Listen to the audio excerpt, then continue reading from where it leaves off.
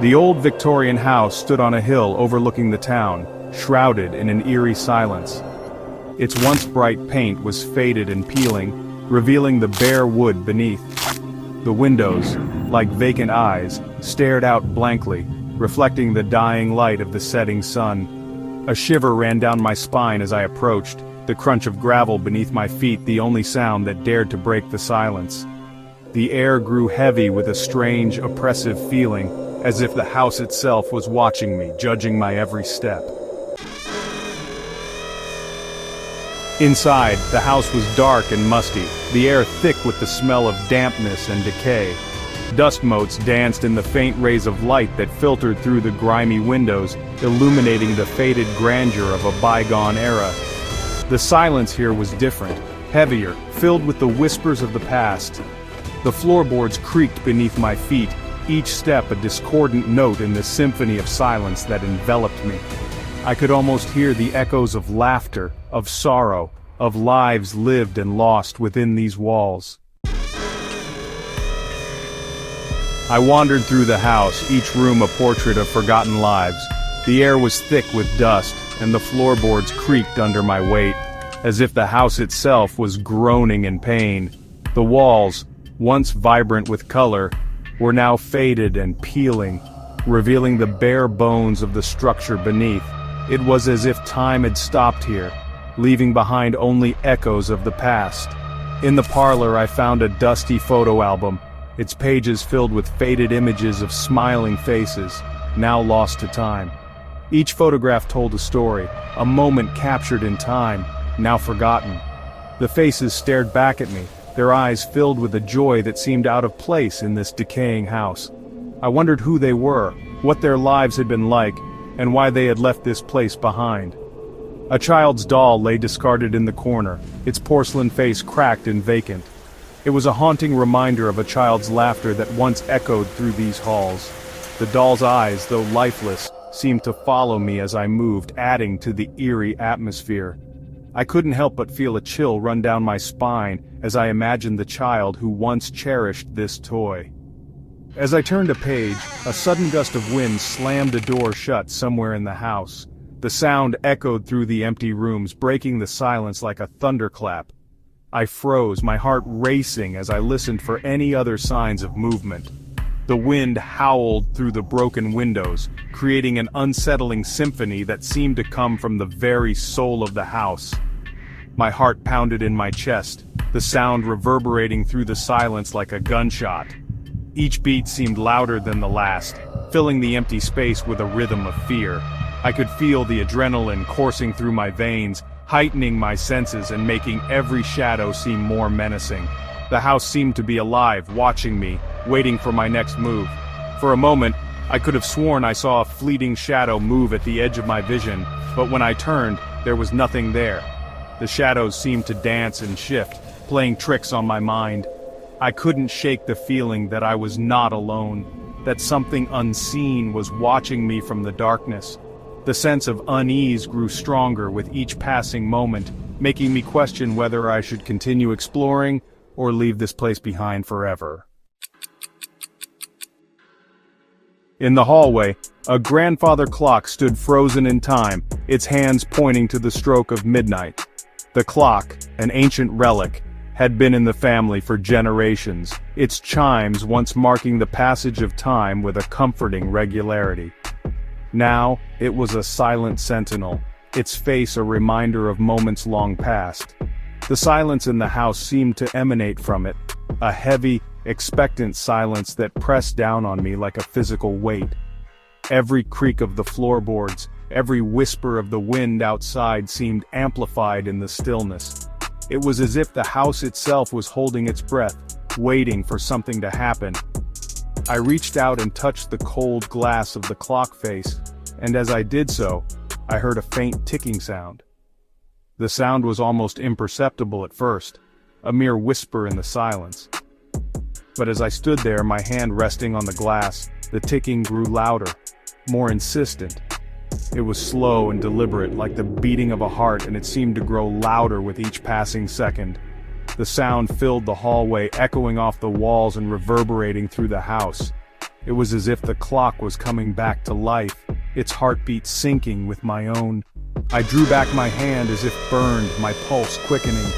The ticking continued, relentless and unyielding, a reminder of the inexorable march of time. I couldn't shake the feeling that the clock was trying to tell me something, its message hidden in the steady rhythm of its ticking.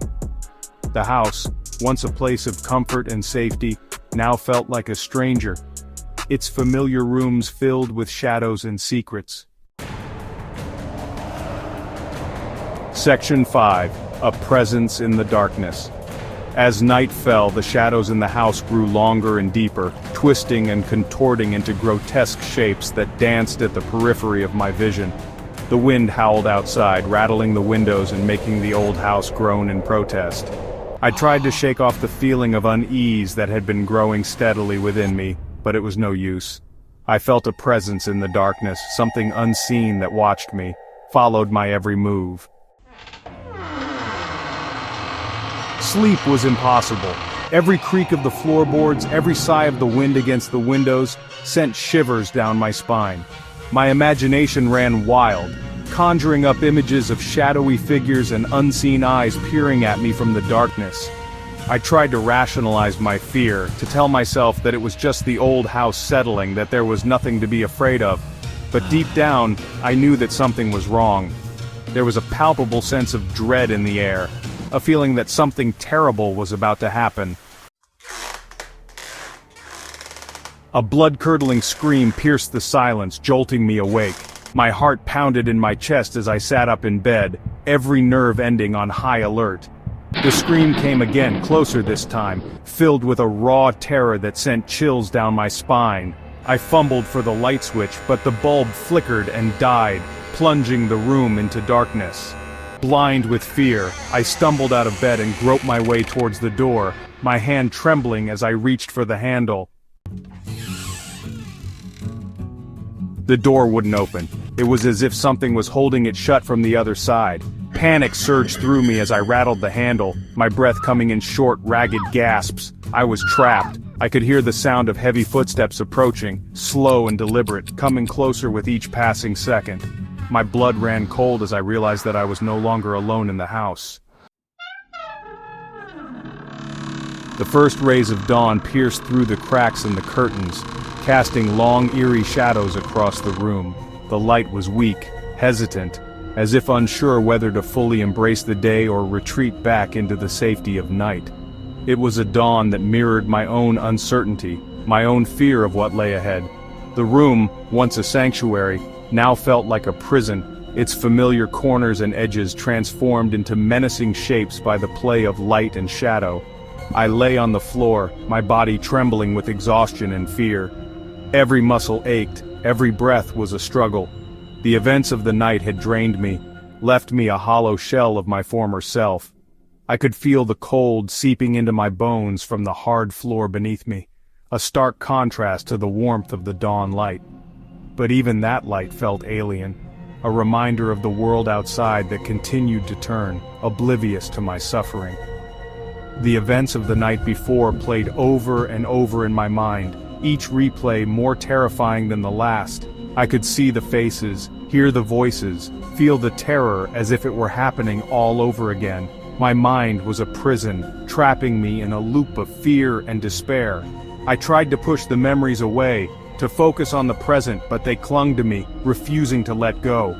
Each thought was a dagger, each memory a wound that refused to heal. I stumbled to my feet and made my way downstairs, my hand trailing along the wall for support. Each step was a battle, each movement a reminder of my own fragility. The stairs creaked under my weight, the sound echoing through the silent house like a ghostly whisper. I could feel the weight of the night pressing down on me, a suffocating presence that threatened to pull me back into the darkness. But I kept moving, driven by a desperate need to escape, to find some semblance of normalcy in the chaos. The house was silent now, the only sound the gentle ticking of the grandfather clock in the hallway. It was a sound that had always brought comfort, a reminder of the steady passage of time. But now it felt ominous, a countdown to some unknown doom. The silence was thick, oppressive, filled with the echoes of the night's horrors. Every creak, every rustle seemed amplified, a reminder that I was not alone, that the house itself was watching, waiting. But the silence was no longer peaceful, no longer empty. It was filled with the memory of terror, the lingering presence of something unseen and unknown. The house had changed, its familiar rooms and hallways now twisted and distorted by the events of the night. It was as if the very walls had absorbed the fear, the pain, and were now reflecting it back at me. I could feel eyes on me, a presence that was both everywhere and nowhere, a constant reminder of the night's horrors. It was filled with the memory of terror, the lingering presence of something unseen and unknown. The air was thick with it, a palpable sense of dread that clung to me like a second skin. I could feel it in every breath, every heartbeat, a constant reminder that I was not alone. The house was alive with it, a living, breathing entity that fed on my fear. I knew then that I would never be truly free of this house, that its shadows would follow me long after I had left. I knew then that I would never be truly free of this house, that its shadows would follow me long after I had left. The memories, the fear, the sense of being watched would haunt me, a constant reminder of the night that had changed everything. As I stepped out into the dawn light, I could feel the weight of the house lifting, but the shadows remained, a dark cloud that would follow me wherever I went. I was free, but I was also a prisoner, bound by the memories of a night that would never truly end.